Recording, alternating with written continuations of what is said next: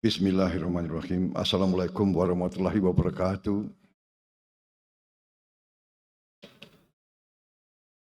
Yang saya hormati Wakil Grand Sheikh Al-Azhar Profesor Dr. Muhammad Abdurrahman Ad-Duaini, Rektor Al-Azhar Profesor Dr.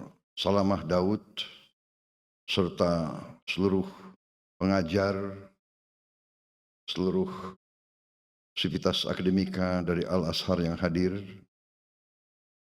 Duta Besar Republik Indonesia untuk Mesir, Dr. Lutfi Rauf, Duta Besar Mesir untuk Republik Indonesia, Yang Mulia Yasser Hashimi, Ketua Perhimpunan Mahasiswa Indonesia di Mesir, Saudara Razif Alif Al-Faiz, dan terutama yang saya banggakan dan yang saya cintai, para mahasiswa dan mahasiswi Indonesia di Universitas Al-Azhar, Kairo, Mesir, yang hadir pada siang hari ini.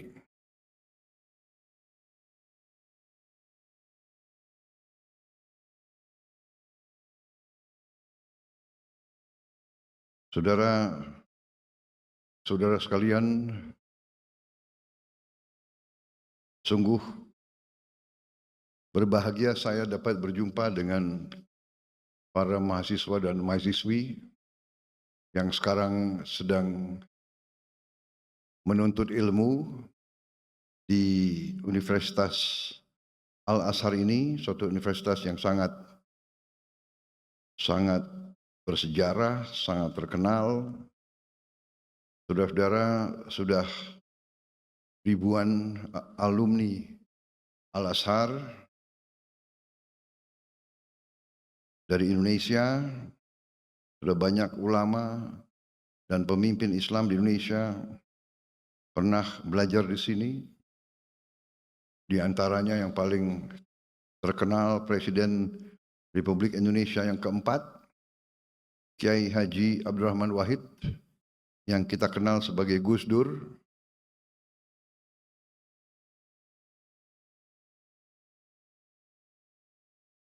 Menteri Agama Republik Indonesia pada Kabinet Pembangunan ke-7,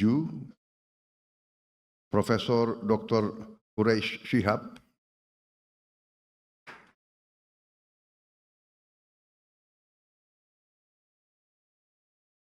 tokoh besar Nahdlatul Ulama yang pernah juga menjadi Rois Am, Kiai Haji Ahmad Mustafa Bisri, Gusmus,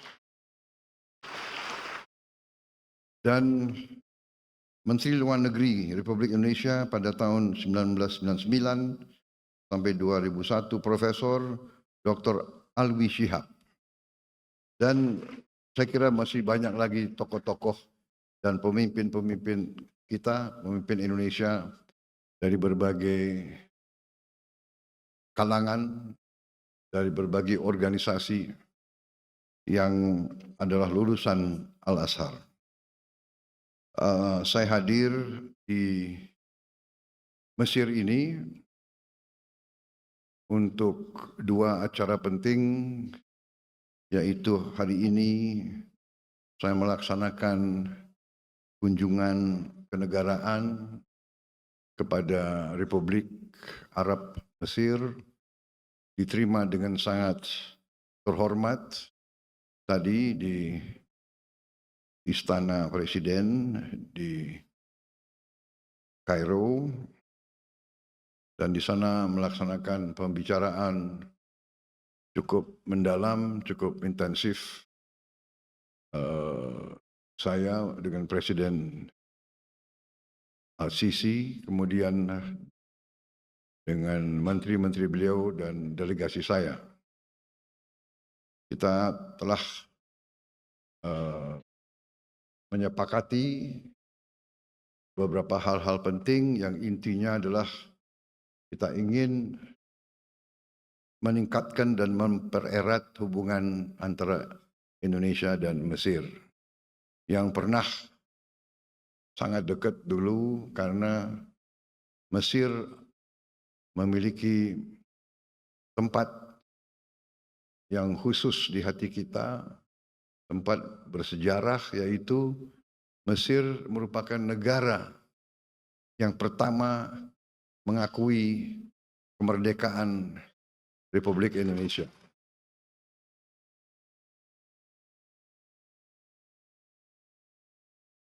Tanpa ragu-ragu, tanpa berpikir, begitu kita proklamasikan kemerdekaan kita, Mesir negara yang pertama mengakui kita, dan akhirnya beberapa negara lain yang ikut mengakui kemerdekaan dan kedaulatan bangsa Indonesia.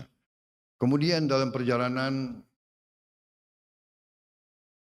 pemimpin Mesir waktu itu Presiden Jamal Abdel Nasser dan pemimpin Indonesia Presiden Soekarno menjadi sangat dekat karena sama-sama menjadi pelopor dibangunnya gerakan non-blok, non-aligned movement yang ingin mempersatukan negara-negara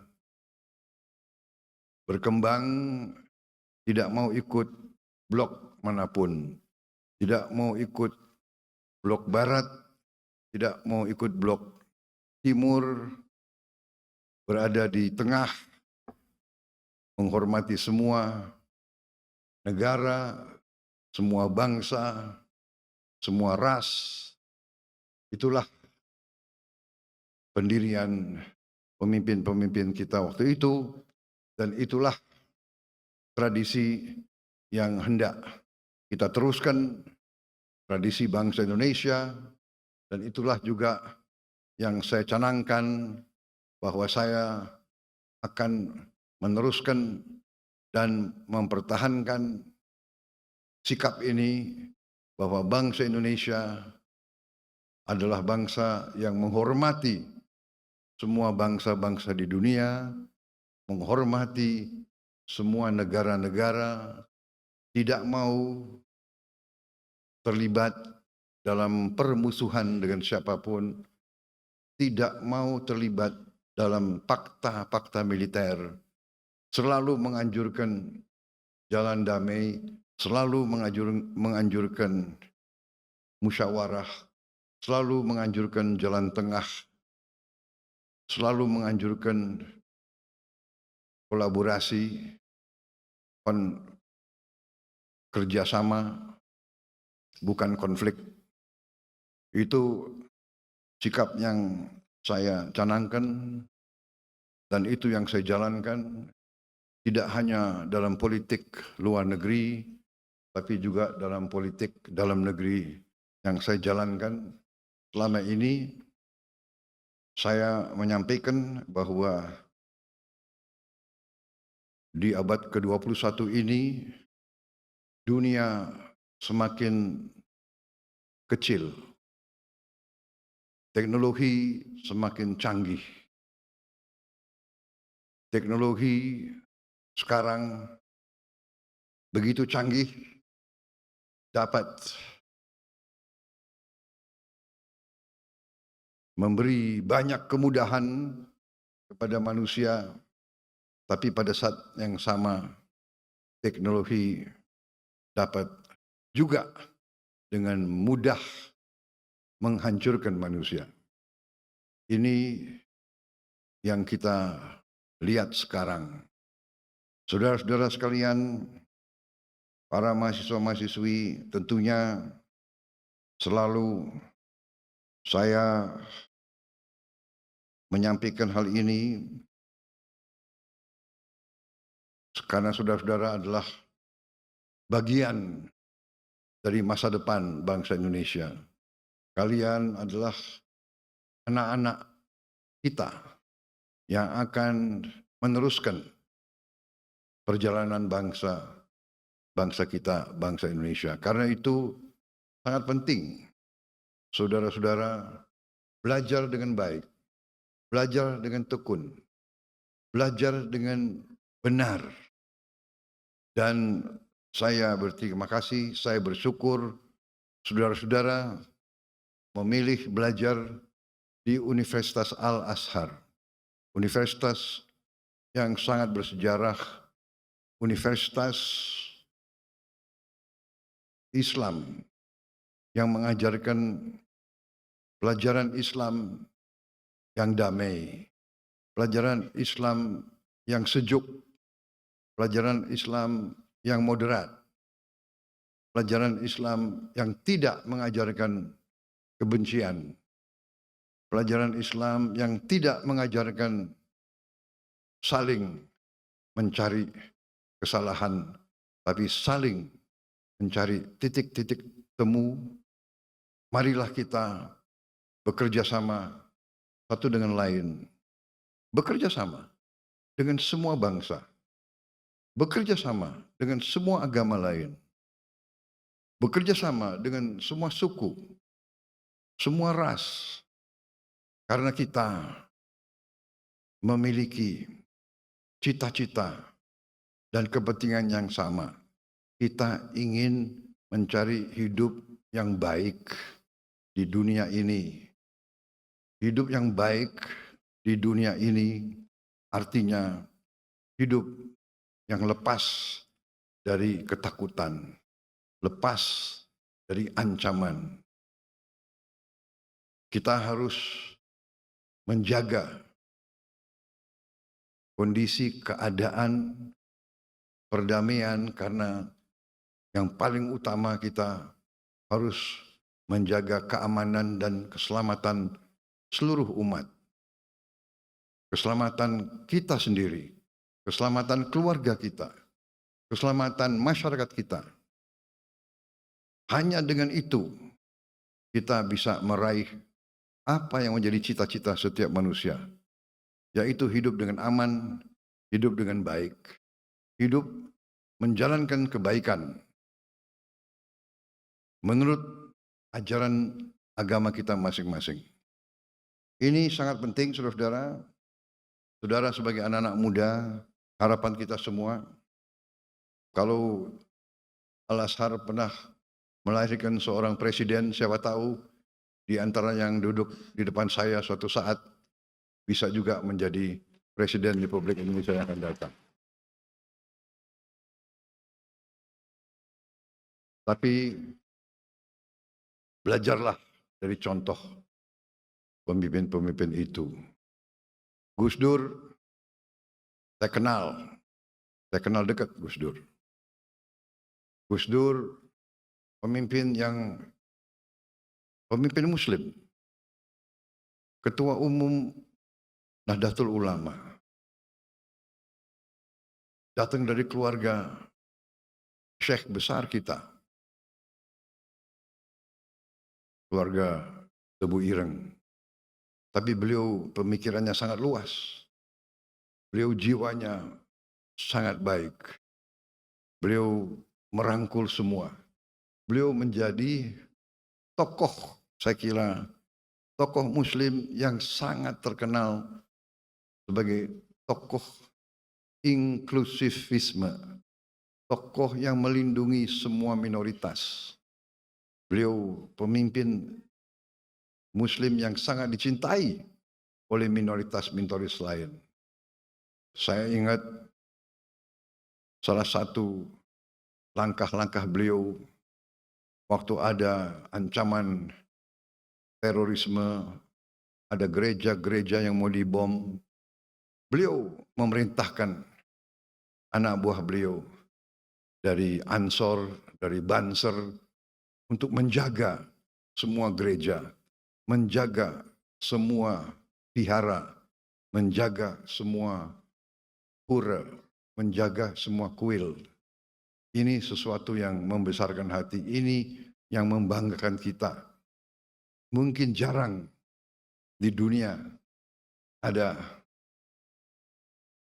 pemuda-pemudi Muslim pada saat hari Natal, pada saat tahun baru, pada hari-hari besar minoritas, berdiri di depan tempat ibadahnya agama lain, menjaga supaya umat agama lain beribadah dengan tenang di tempatnya mereka-mereka Muslim-Muslim, pemuda Muslim yang menjaga di luar.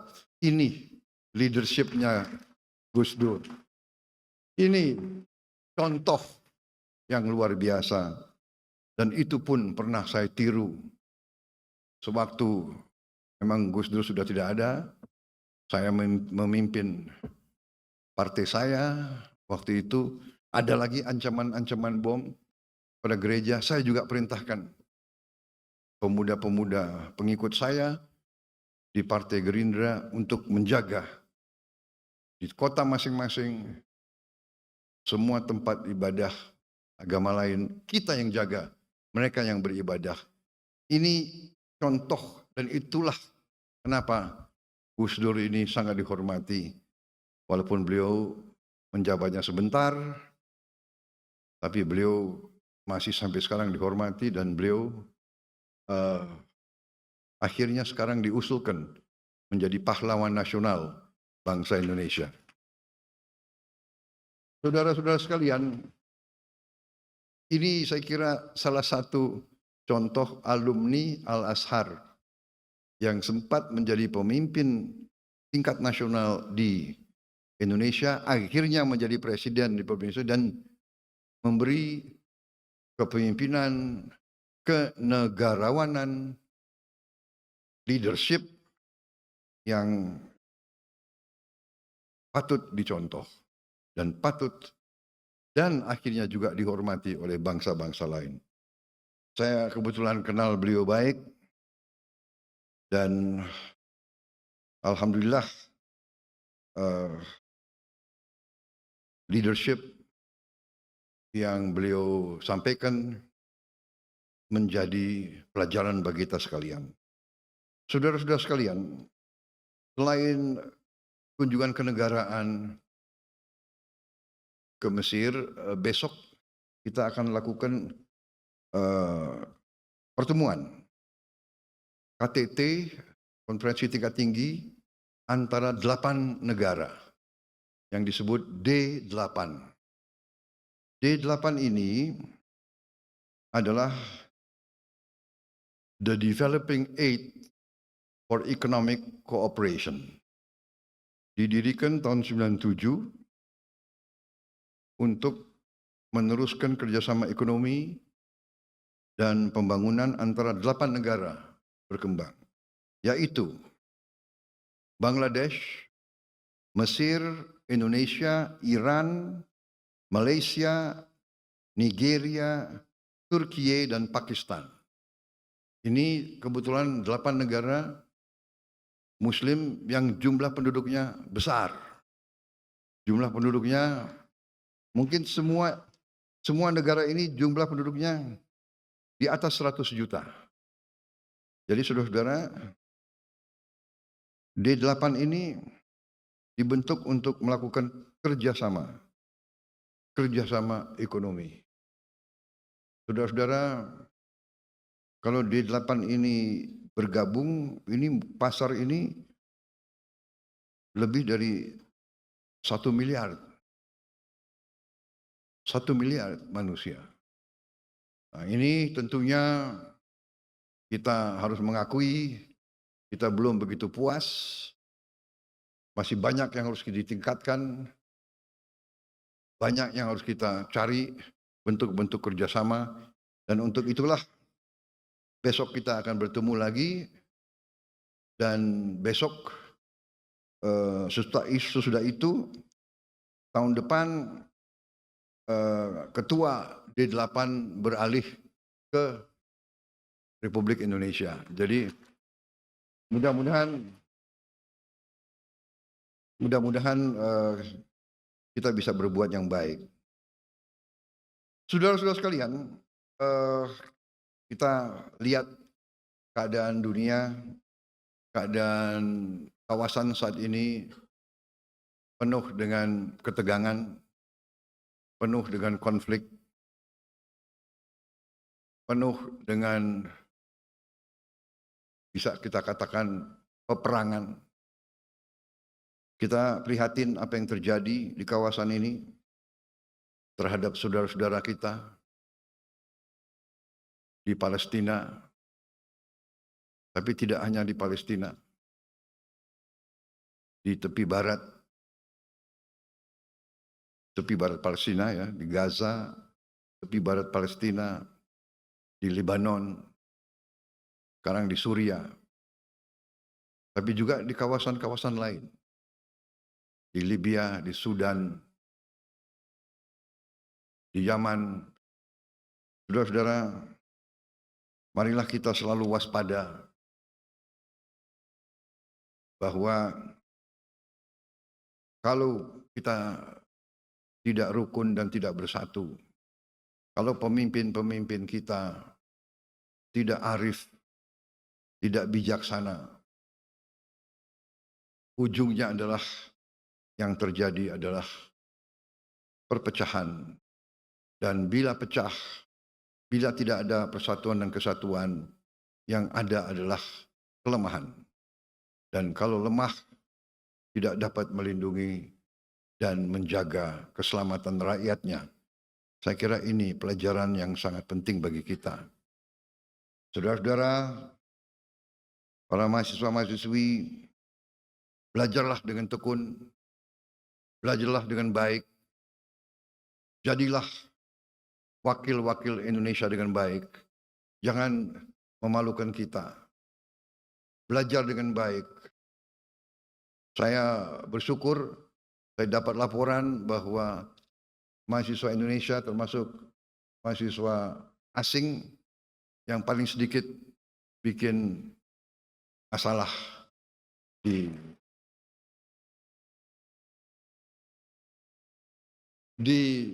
Al-Azhar dan di Mesir. Mudah-mudahan laporan ini benar adanya. Jangan hanya nggak enak sama Presiden Republik Indonesia disampaikan laporan-laporan yang bagus.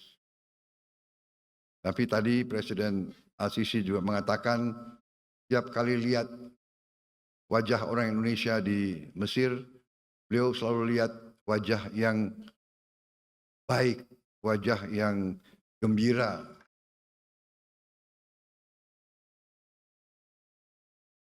Mudah-mudahan itu pun benar adanya. Tapi kalau saya lihat wajah kalian ini ya kayaknya benar juga itu. Ya. Jadi terima kasih. Terima kasih saudara-saudara yang saya bisa sampaikan bahwa bangsa kita sekarang ini ingin mempercepat pembangunan ekonomi. Kita bersyukur kehadirat Allah yang Maha Kuasa, Tuhan Maha Besar, yang begitu banyak memberi karunia kepada kita. Bangsa Indonesia harus bersyukur. Berkali-kali saya mengatakan, bangsa Indonesia harus bersyukur. Kita diberi karunia yang sangat luar biasa. Kekayaan alam yang luar biasa. Saya sudah diberi angka-angka tersebut. Kita memiliki tambang-tambang strategis, mineral-mineral kritis, tanaman-tanaman yang sangat banyak ragamnya. Sebentar lagi kita tidak hanya swasembada pangan, tapi dalam beberapa tahun lagi saya katakan Indonesia akan menjadi lumbung pangan dunia. Kita begitu besar karunia yang diberikan oleh Yang Maha Kuasa. Lahan yang luas, yang subur, ketersediaan air yang cukup. Juga 3/4 wilayah negara kita adalah dari laut. Kita memiliki cadangan ikan kedua terbesar di dunia. Kita memiliki panjang pantai ketiga terpanjang di dunia. Artinya kita bisa punya puluhan juta hektar tambak-tambak ikan, tambak udang, tambak lobster, tambak kepiting. Kita akan menjadi eksporter yang paling utama di bidang ikan dan protein untuk dunia, saudara-saudara sekalian. Saudara-saudara sekalian, semua karunia ini percuma kalau tidak bisa kita kelola dengan baik. Karena itu, saya bertekad mandat yang diberi kepada saya oleh rakyat Indonesia. Saya dipilih oleh rakyat Indonesia. Saya disumpah di hadapan rakyat dan di hadapan Yang Maha Kuasa. Saya disumpah untuk menjaga undang-undang dasar kita, menjalankan semua undang-undang. Karena itu, saya bertanggung jawab untuk menjaga dan mengelola semua kekayaan kita untuk bisa dinikmati sebesar-besarnya oleh seluruh rakyat Indonesia. Bukan segelintir. Saudara-saudara sekalian, kita bangga GDP kita, produk domestik bruto kita tumbuh dengan pesat. Tumbuh dengan pesat di tengah ketidakpastian dunia. Tetapi kita menyadari bahwa pertumbuhan itu belum merata. Bahkan sebagian rakyat kita masih berada dalam keadaan yang memprihatinkan. Mereka masih bisa kita golongkan dalam keadaan yang miskin. Ini tekad saya, pemerintah saya, kami ingin berjuang sekeras mungkin untuk menghilangkan kemiskinan dari bumi Indonesia.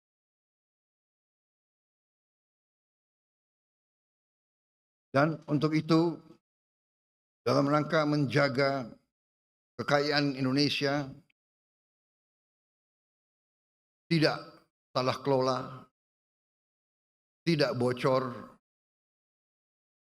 tidak dicuri, mau tidak mau kita harus bertekad untuk memberantas korupsi dari bumi Indonesia.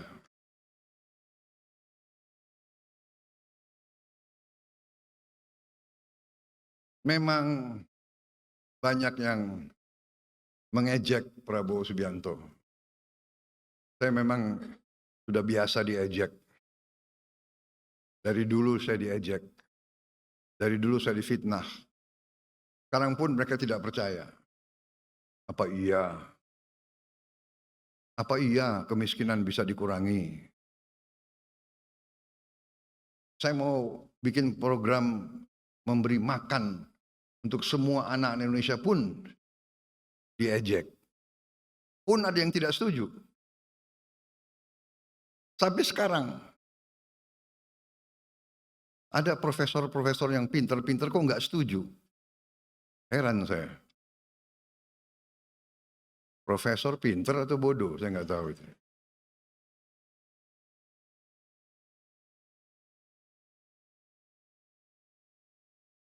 Mungkin pinter otaknya, tapi hatinya tidak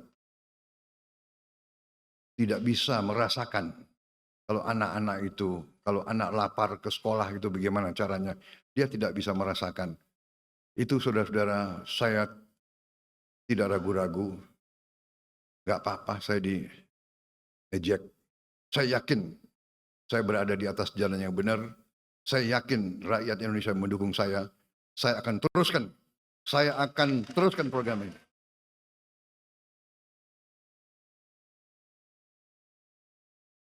Dan mereka yang masih meragukan, 2 bulan saya memimpin, masih mereka bertanya-tanya. Saya sampaikan, sabar sedikit, saya baru menjabat 2 bulan. 2 bulan, ya kan? Anda sudah hitung berapa koruptor yang sudah ditangkap?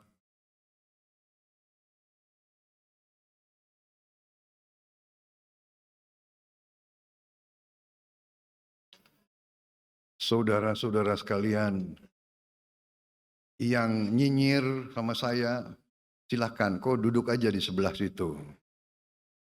Ya. Ini belum apa-apa. Ini belum apa-apa. Nanti 6 bulan lagi baru saudara boleh nilai pemerintah Prabowo Subianto.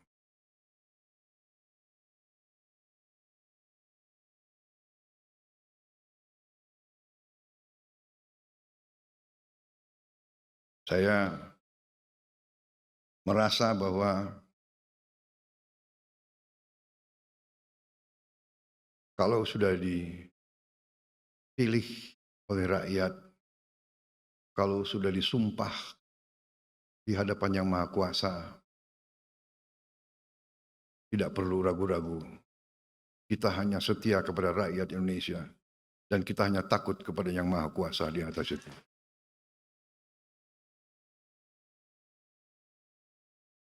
Saya dalam minggu-minggu ini, bulan-bulan ini, saya dalam rangka memberi, apa istilahnya itu? Memberi fur ya, apa itu? Memberi kesempatan untuk tobat. Hai para koruptor atau yang merasa pernah mencuri dari rakyat, kalau kau kembalikan yang kau curi, ya mungkin kita maafkan. Tapi kembalikan dong. Nanti kita beri kesempatan, cara mengembalikannya bisa diam-diam supaya nggak ketahuan. Mengembalikan loh ya. Tapi kembalikan. Kemudian, hai kalian-kalian yang sudah terima fasilitas dari bangsa negara, bayarlah kewajibanmu. Asal kau bayar kewajibanmu, taat kepada hukum, sudah kita menghadap masa depan. Kita tidak ungkit-ungkit yang dulu. Tapi kalau kau bandel terus, apa boleh buat? Kita akan menegakkan hukum. Dan bagi aparat-aparat harus milih setia kepada bangsa, negara dan rakyat atau setia kepada pihak lain.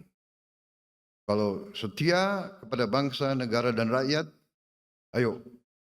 Kalau tidak, percayalah, saya akan bersihkan aparat Republik Indonesia.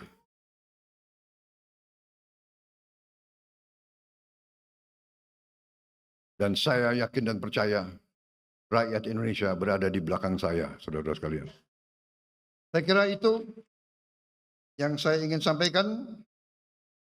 Anak-anakku, belajar yang baik, belajar yang tekun, buatlah yang terbaik untuk bangsa, rakyat, dan negaramu. Raih ilmu untuk bangsa, berbuat baik untuk rakyat. Itu pesan saya. Terima kasih atas kesempatan ini. Saya bisa tatap muka dengan saudara-saudara. Saya bisa bicara langsung kepada kalian. Tidak gampang sekolah di negara orang, jauh dari keluarga. Saya percaya saudara tabah, teguh, dan teguh, tegar menghadapi kesulitan-kesulitan.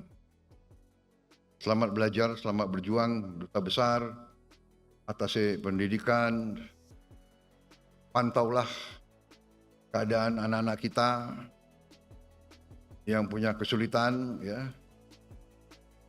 Saudara-saudara, nanti saya akan minta laporan dari Duta Besar, ya, kondisi mereka dan bagaimana kita bisa lebih membantu mereka di sini. Terima kasih. Wassalamualaikum warahmatullahi wabarakatuh. Terima kasih. Selamat belajar. Sampai jumpa kembali.